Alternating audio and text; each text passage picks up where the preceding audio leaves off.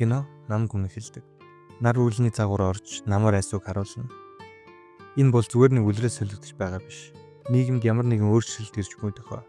Энэ өөрчлөлийн төвд Мансуугийн гэр бүл байна. Эхэндээ тэд амьдралын өргөлд үрсэн мэт харагдана. Мансуу доктортой, нэр хүнтэй ажилтай, компанийн хөрөнгө оруулагчид бэлэг хүртэл явуулдаг. Тэд том байшинтай, ногоон хүлэмжтэй, 2 машинтай, 2 нохоотой, охин нүнтэй виолончеллиг хичээлд явдаг. Мири теннис тоглоно. Бүх зүйл тайван, аюулгүй, доктортой. Энэ гэр бүл бол нийгмийг төлөөлж буй юм. Кино тэднэр дамжуулж, ирж буй өөрчлөлт жирийн хүмүүсийн амьдралыг гэр хурдан нураадгийг харуулдаг.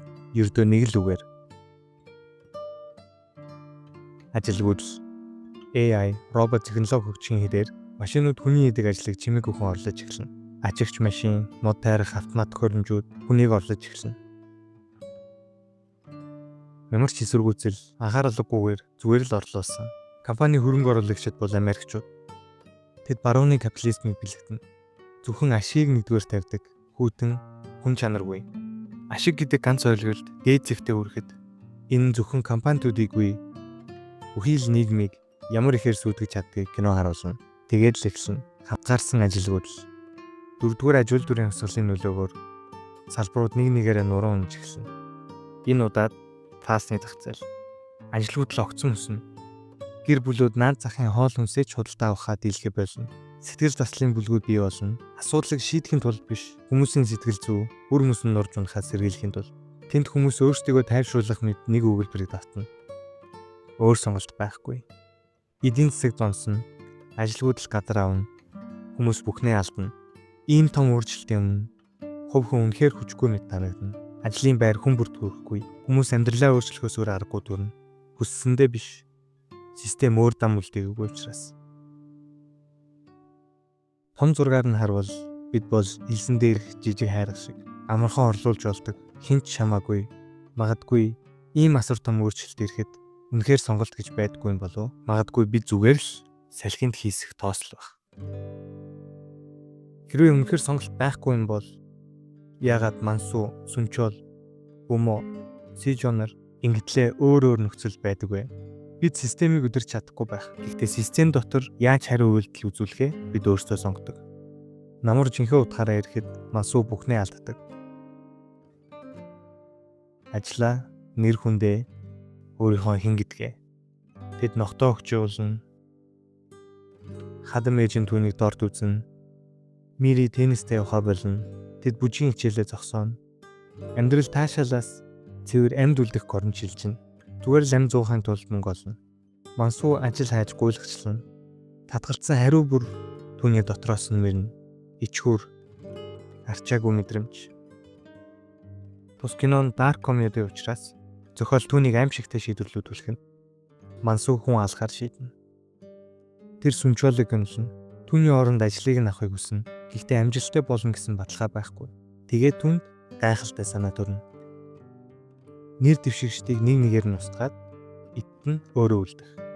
Энд кино хүний мөн чанарын аимшигтай талыг харуулдаг.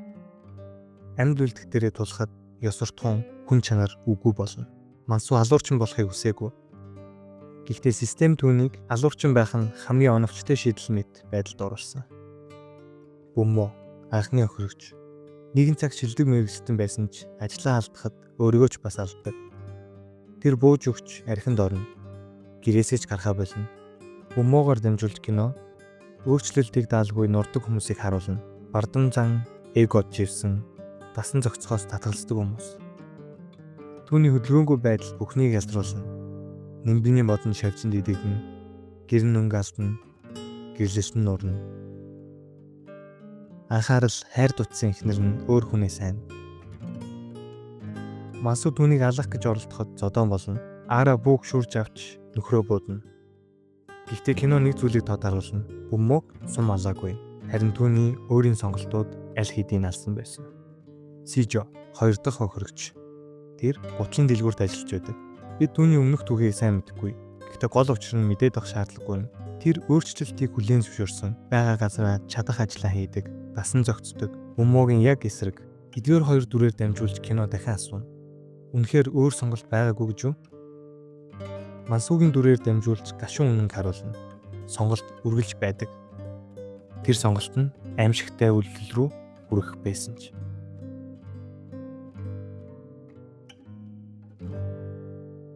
Бусд нь арай ядан амьд үлдэж байхад кино нэг дүрийг чимээг өхөн онцлно. Дион. Кино түүнийг аутизмтэй гэж шууд хэлдэггүй ч шинжүүд нь ил байдаг. Тэр цөөн үгтэй бусдын үгийг давтдаг. Дуу чимээнд мэдрэмтгий, тавгүй мэдрэмжийг маш хурц мэдэрдэг. Мөн виолончели дээр онцгой авьяастай. Хүмүүс бид их эгоцентрик сэтгэлгээтэй. Нийтлэг зүйлийг хэвэн ховор зүйлийг сонин гэж боддог. Гэтэл нийтлэг гэдэг нь зөв гэсэн үг биш. Ховор гэдэг нь эвдэрхий гэсэн үг биш. Кинон дээр Рионы багш цааш даах боломжгүй гэдгээ хэлнэ. Зөвхөн профессор л түүнийг сайжруулж чадна гэдэг. Тэр энгийн системээс давсан. Бас нэг чухал зүйл бий. Рион нэхэндээ эцэг хийх өмнө хизээч виолончели доолдоггүй. Харин амьдрал өөрчлөгдөж эцэг их нь өөрөөр харж эхлэхэд л тоглоно. Кино нэг зүйлийг хэлээд байгаа мэт. Үлрэл солигдсны дараа нийгэм өөрчлөгдсөний дараа л бид зарим хүмүүсийн үнцнийг ойлгож эхэлнэ. Рион бас зураг зурна. Эхэндээ замраагүй мэт. Гэтэл дараа нь тэр нь зүгээр нэг өнгөнүүд биш. Хөгжмийн нот гэдгийг ойлгоно. Энэ бол түүний ертөнцийг харах өнцөг. Давтагддаг хэвийн хүмүүсийг машин орлож чадна. Харин өвөрмөц чанарыг автоматжуулж болдоггүй. Кино Рионыг ямар нэгэн нэрээр нэрлэдэггүй. Зүгээр л орлуулшгүй гэдгийг харуулдаг. Ирээдүйд ийм л хүмүүс цэцгэлнэ.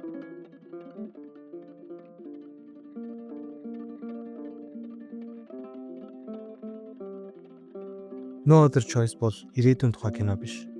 Аль хэдийн бүрлдэж эхэлсэн бүх зүйлийн тухай кино. AI автоматжуулалтаар хөтлөгдсөн 4-р ажил дүрийн хувьсгал эхэлж байна. Кино намраар эхэлдэг. Өвөл биш. Гэхдээ энүүгээр юу ирж байгааг харуулна. Сэтгэл зүйн уналт, донтолт, хүн чанараа алдах, хүчирхийллийн эсрэг амаа барих. Мири ба охин мансуу хүн алсныг мэдсэн ч нүдэ анаад өнгөрнө. Энэ бол хувьсгал биш. Зөвхөн өмнөх үеийн юм. Дөнгөж л намар. Эцэст нь мансуу ажилд орно, орлоготой болно. Ногтооч буцаан авна. Мири тэнцээ үргэлжлүүлэх үү гэж хэлэхэд тэр татгалзсан. Оронд нь Мири мөнгө хадгалж эхэлсэн. Бэлтгэлээ базааж эхэлсэн. Учир нь тэр нэг зүйлийг сайн ойлгохтон. Өвөл эрт байгаа. Жинхэнэ хувьсгал хараахан эхлээгүй байна. Магадгүй кино биднээс энэ асуултыг тавьж байгаах. Бид одооноос бэлдэх үү? Эсвэл дараа нь жинхэнэ утгаараа өөр сонголтгүй болох уу?